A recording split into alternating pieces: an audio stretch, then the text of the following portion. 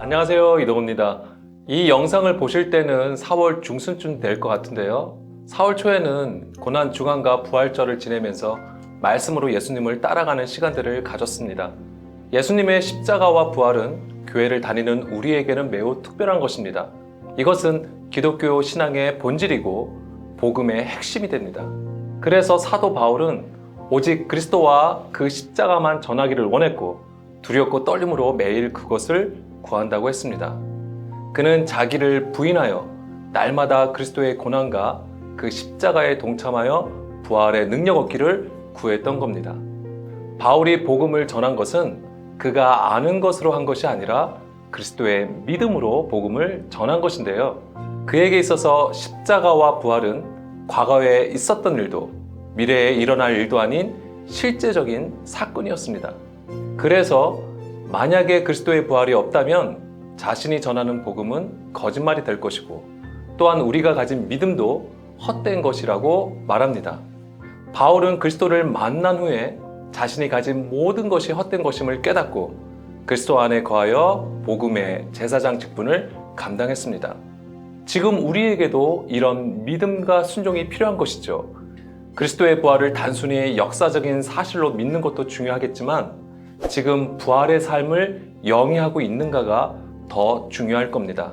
부활의 삶을 위해서 성경은 그리스도와 함께 죽는 것을 제시하고 있는데요.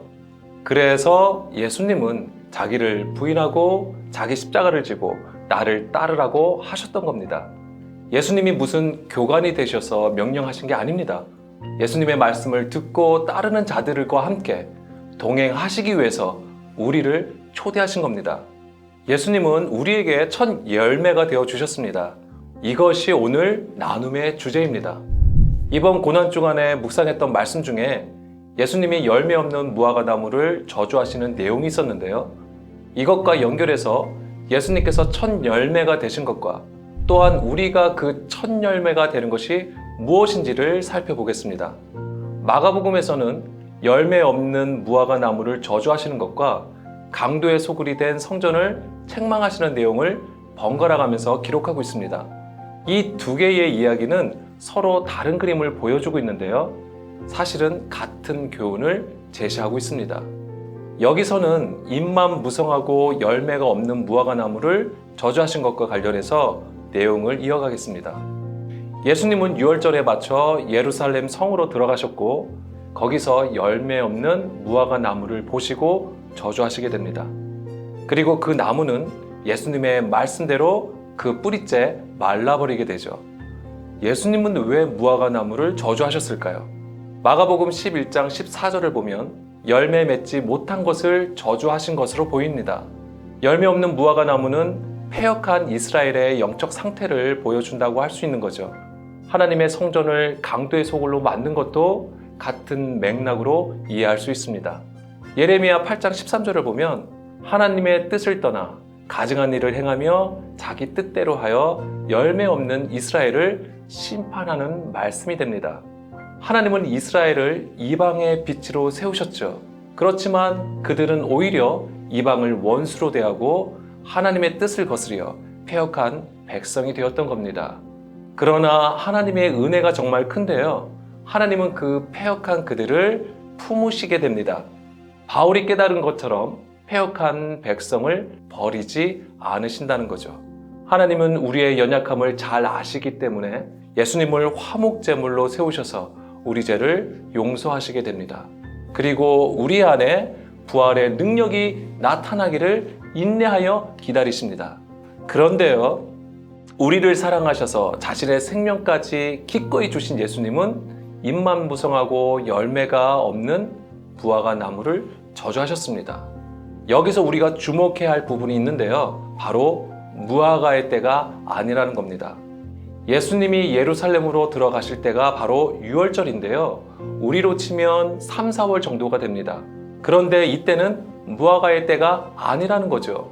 그러면 당연히 열매가 없을 겁니다. 여기서 우리는 예수님이 단지 열매가 없어서 저주하신 것이 아님을 알 수 있습니다. 무화과 나무는 1년에 두세 번 정도 열매를 맺게 되는데요. 각각 다른 이름을 붙여서 구분하고 있습니다. 유월절이 되기 전에 열리는 열매를 파게라고 합니다. 이것은 겨울이 지난 후에 열리는 첫 열매가 됩니다. 제가 여기서 파게를 첫 열매라고 표현했는데요. 이것을 잘 기억해 주시고요. 그리고 또 열매를 맺는데요. 8월과 10월 사이에 실제로 수확할 수 있는 열매를 맺습니다. 이것은 품질이 좋은 것으로 테나라고 합니다. 그런데 이 테나를 얻으려면 반드시 파게를 먼저 따야 합니다. 이것이 오늘 주제의 가장 중요한 그림이 됩니다. 이것은 첫 열매가 되신 예수님이 우리를 진리의 말씀으로 낳으셔서 첫 열매가 되게 하시는 그림으로 이해됩니다. 파게는 겨울을 지나 얻게 되는 첫 열매라고 할 수 있는데요. 열매라고 하지만 사실 맛도 없고 볼품도 없습니다. 그러나 유월절 전에 나오는 이 파게는 시기적으로 너무나도 귀한 양식이 됩니다. 이스라엘의 경우 12월부터 3월까지는 먹을거리가 귀하게 되는데요. 이런 때에 가난한 자들과 나그네들이 먹을 수 있는 귀한 양식이 되는 거죠. 그리고 유월절에 예루살렘으로 오는 순례자들에게도 더없이 좋은 먹을거리가 됩니다. 그런데 마가복음 11장의 무화과 나무는 잎만 무성할 뿐 파게가 아예 없었던 거죠. 예수님은 단순히 열매가 없다는 이유로 나무를 저주하신 것이 아닙니다. 열매 없이 잎만 무성한 것은 이스라엘의 외식함과 위선적인 모습을 보여주는 것으로 예수님은 이것을 저주하신 것이죠.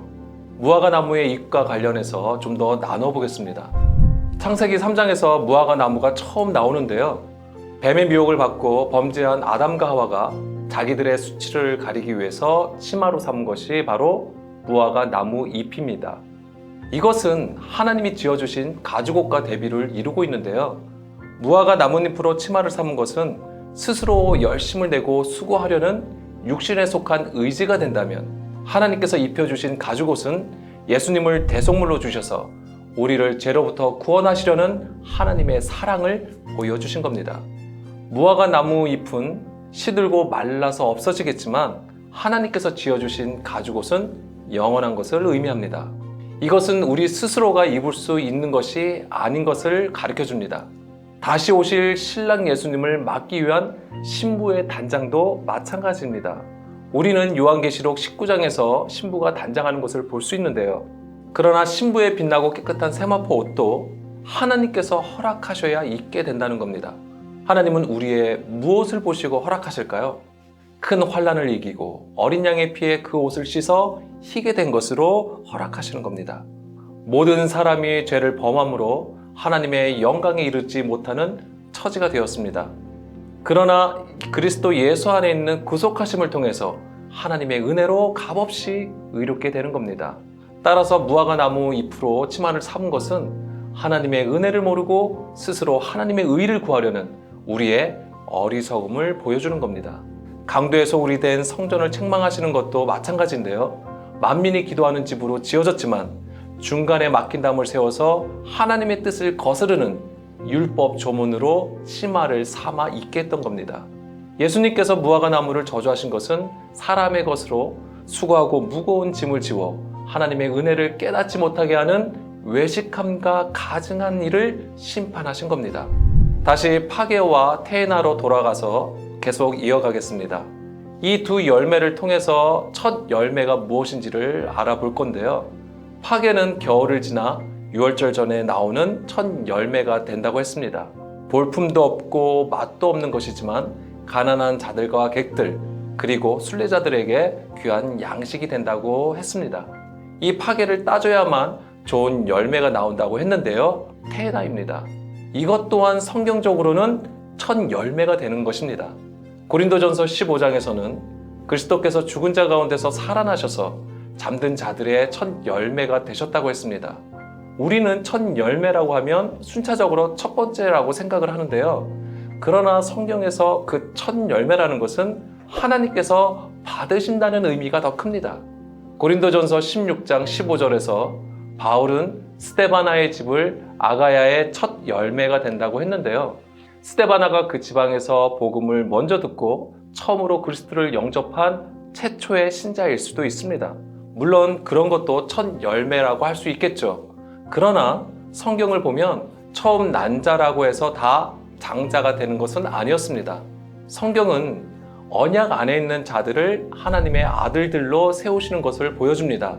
이스마엘과 이삭, 에서와 야곱의 경우가 그렇고요. 그리고 루벤의 경우도 실제 장자가 되질 못했습니다. 따라서 첫 열매가 되었다는 것은 하나님이 받으시기에 거룩하고 흠없는 자로 세워진 것을 말합니다. 예수님이 자기의 뜻을 따라 진리의 말씀으로 낳은 자들이야말로 첫 열매라고 하는 거죠. 그리고 예레미야 2장 3절에서 하나님은 이스라엘을 거룩하고 구별된 나의 첫 열매라고 하셨습니다. 이것도 국가로 표현된 이스라엘을 가리키는 게 아닙니다. 첫 열매라는 것은 시작, 으뜸, 근본을 포함한 것으로 진정한 이스라엘이 된 자들을 가리키는 것입니다. 여기서 제일 중요한 것은 이것이 그리스도 안에서 이루어진다는 겁니다. 그래서 첫 열매는 그리스도 예수 안에 있는 생명과 영의 법으로 자유함을 얻고 주의 뜻을 깨달아 때를 따라 나눌 수 있는 양식이 된 것을 의미합니다. 마가복음 10장 45절입니다. 인자가 온 것은 섬김을 받으려 함이 아니라 도리어 섬기려 하고 자기 목숨을 많은 사람의 대속물로 주려 함이니라. 예수님은 파괴로 오셔서 진정한 섬김을 보여주셨습니다. 예수님의 섬김은 죄인된 우리에게 자신의 살과 피를 주신 것인데요. 요한복음 6장 56절을 보면 내 살을 먹고 내 피를 마시는 자는 내 안에 거하고 나도 그의 안에 거하신다라고 하셨습니다. 예수님은 우리를 위해서 하늘의 진리를 품은 태나로 오셨지만 친히 파괴로 그 열매가 되신 것입니다. 다시 말해서 하나님의 뜻을 따라 주의 길로 행하는 자들을 위해서 이 땅에 인자로 오셨고 자신을 내어주신 그 첫 열매가 되셨던 겁니다. 파괴가 없어서 예수님께 저주받은 무화과 나무는 외식하며 위선적인 이스라엘을 보여주지만 어쩌면 알곡이 없는 쭉정이와 같은 우리의 모습일지도 모릅니다. 우리가 그리스도 안에 있는 자라면 반드시 파괴가 되어야 합니다. 그러면 하나님이 받으시는 열매로 거듭날 수 있을 겁니다. 너희 중에 누구든지 크고자 하는 자는 너희를 섬기는 자가 되고 너희 중에 누구든지 으뜸이 되고자 하는 자는 모든 사람의 종이 되어야 하리라. 오늘도 주님의 뜻하신 바를 찾고 구하는 저와 여러분이 되기를 소망합니다. 감사합니다.